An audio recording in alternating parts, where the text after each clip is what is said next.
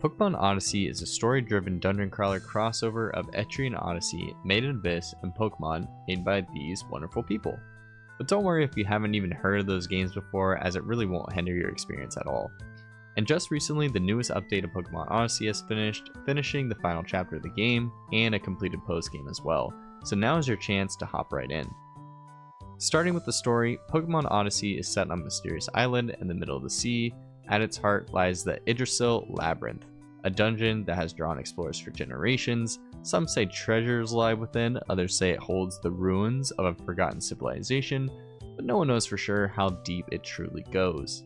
And you play as Nyx, a determined young adventurer who joins the Talreka Guild, hoping to follow in your sister's footsteps and uncover the truth. You are quickly accompanied by soon-to-be friends Ethan and Olympia, but as the story unfolds, things quickly take a dark and unexpected turn. And without getting into any spoilers, I recently quickly got to a critical part of the story that has left me in shock and super invested to learn about what is happening in this region. Next, we have to talk about the most critical part of every good Pokemon game, and that is the soundtrack. Yes, there is a completely original soundtrack for the game that is nothing but bangers. I mean, just listen to the vibes on these.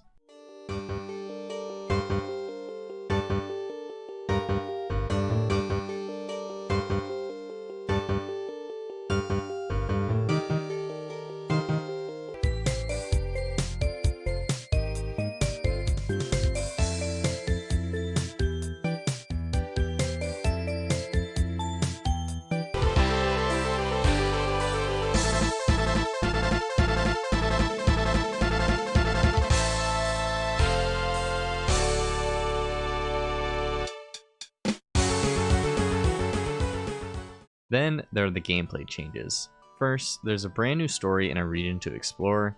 The game is double battles only, which I understand is not everyone's cup of tea, but if you played Pokemon Colosseum or Pokemon XD Gale of Darkness, you know double battles can be a fun way of adding a little bit of difficulty to a standard Pokemon game. If you make the wrong moves, a double up into one of your Pokemon slots could mean the end of a team member. And if you require more difficulty, there's also a hard mode for more of a challenge, or there's a picnic mode so you can simply just enjoy the story. All Pokemon have been rebalanced to be enjoyable to play with, and there's also new regional forms called Etrian variants. I will say for some of these designs, I believe they took great inspirations from one of the best regional variants of all time, Dugtrio Alolan?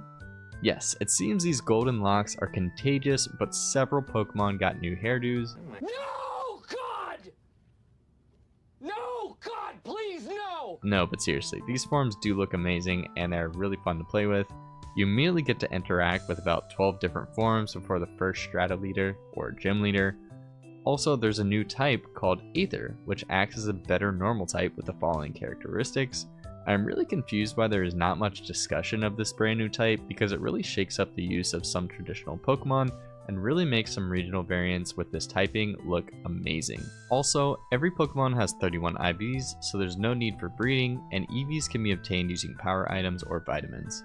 Pokemon natures and abilities can also be changed using in-game functions, and there's also soft level caps and an EXP share mechanic for easy leveling.